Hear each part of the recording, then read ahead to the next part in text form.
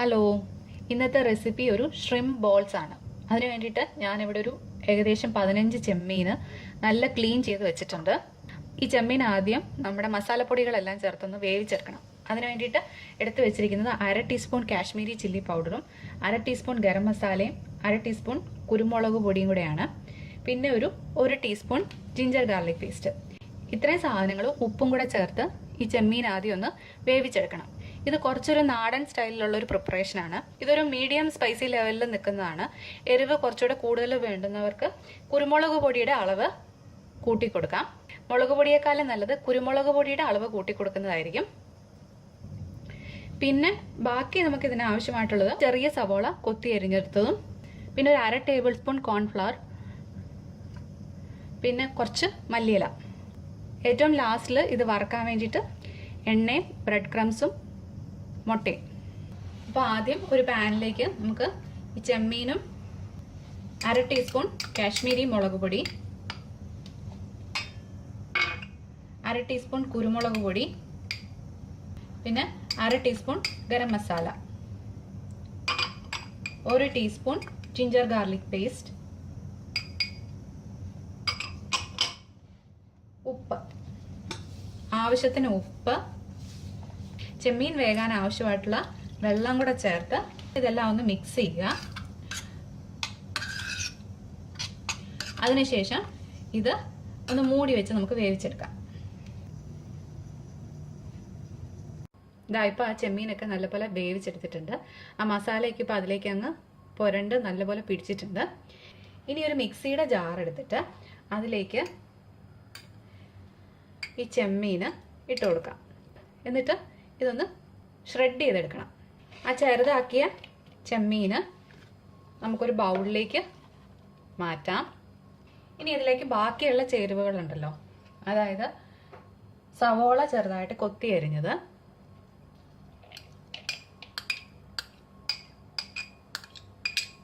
പിന്നെ നമ്മളൊരു 1/2 table spoon cornflour എടുത്ത് വെച്ചിരുന്നു, അത്,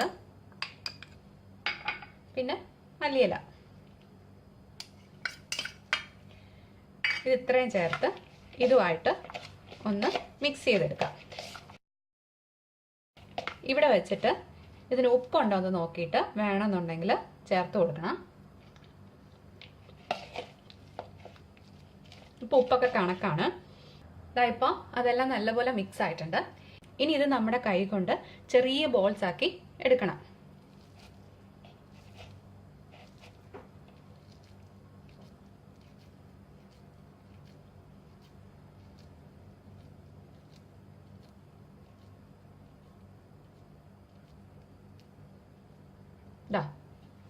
ഈ വലുപ്പത്തിലുള്ള ചെറിയ ബോൾസ് ആക്കി എടുക്കാം.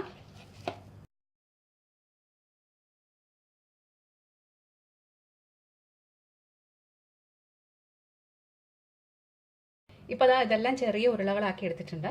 ഇനി ചെയ്യേണ്ടത് ഇത് നമ്മൾ സാധാരണ ചെയ്യുന്നത് പോലെ മുട്ടയിൽ മുക്കി ബ്രെഡ് ക്രംസിൽ മുക്കി ഫ്രൈ ചെയ്തെടുക്കുകയാണ് ചെയ്യുന്നത്. ഇവിടെ ഞാനൊരു മുട്ട അടിച്ചു വെച്ചിട്ടുണ്ട്. അതിൻ്റെ കൂടെ കുറച്ച് ബ്രെഡ് ക്രംസും വെച്ചിട്ടുണ്ട്. ഇനി നമുക്ക് ഓരോന്നായിട്ട് മുട്ടയിൽ മുക്കി ബ്രെഡ് ക്രംസിൽ റോൾ ചെയ്തെടുക്കാം.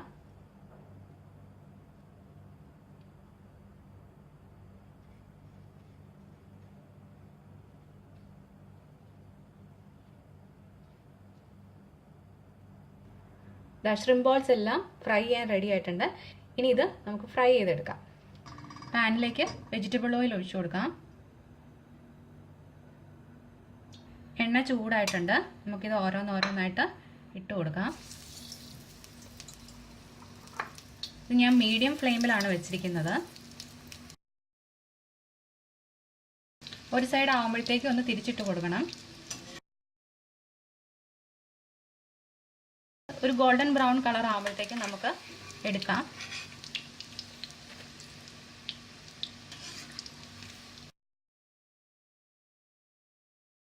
അങ്ങനെ നമ്മുടെ ഷ്രിംപ് ബോൾസ് എല്ലാം റെഡി ആയിട്ടുണ്ട്.